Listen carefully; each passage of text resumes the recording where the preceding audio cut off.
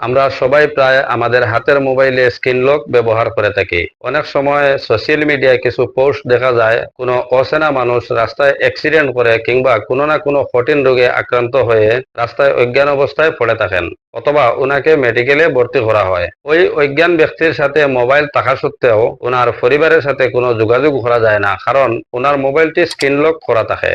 এই বিষয়ের চিন্তাগুলা মাথায় রেখে অ্যান্ড্রয়েড কিংবা আইফোন কোম্পানির আবিষ্কারকরা এমন একটি গুরুত্বপূর্ণ সেটিংস আপনার আমার মোবাইলে যুক্ত করে রেখেছেন, যে সেটিংস চালু করে নিলে জরুরিকালীন সময়ে যে কেউ চাইলে আমাদের হাতের মোবাইলটি লক থাকা অবস্থায় আমাদের পরিবারের মানুষের সাথে যোগাযোগ করতে পারবেন।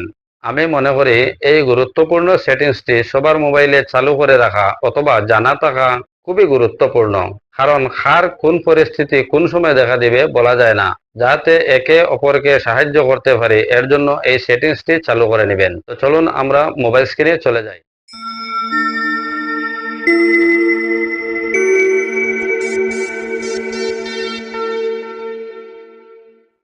মোবাইল স্ক্রিনে আসার পর এই সেটিংস অপশনে ট্যাপ করে নেবেন। সেটিংস অপশনে ট্যাপ করার পর নিচের দিকে স্ক্রল ডাউন করে এই জায়গায় দেখুন সেফটি এন্ড ইমার্জেন্সি, এই সেকশনে ট্যাপ করে নেবেন।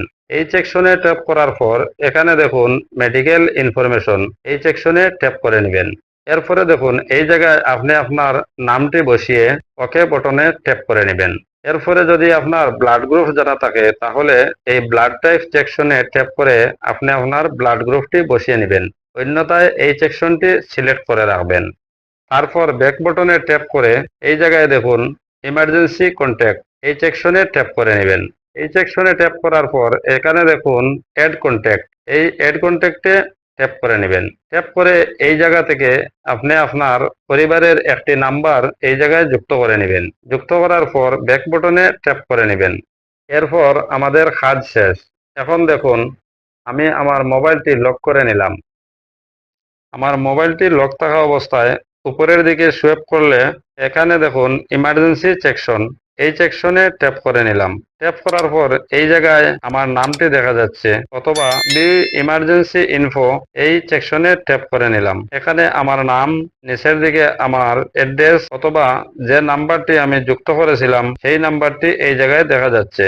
ডান দিকে যে কলিং আইকন আছে, এই কলিং আইকনে ট্যাপ করলে এই নাম্বারে আমার মোবাইলটি লক থাকা অবস্থায় ওই নাম্বারে যোগাযোগ করা সম্ভব হবে। এর জন্য আমি মনে করি এই গুরুত্বপূর্ণ সেটিংসটি আমাদের সবারই চালু করে রাখা অথবা জানাও দরকার, যাতে একে অপরকে সাহায্য করতে পারি।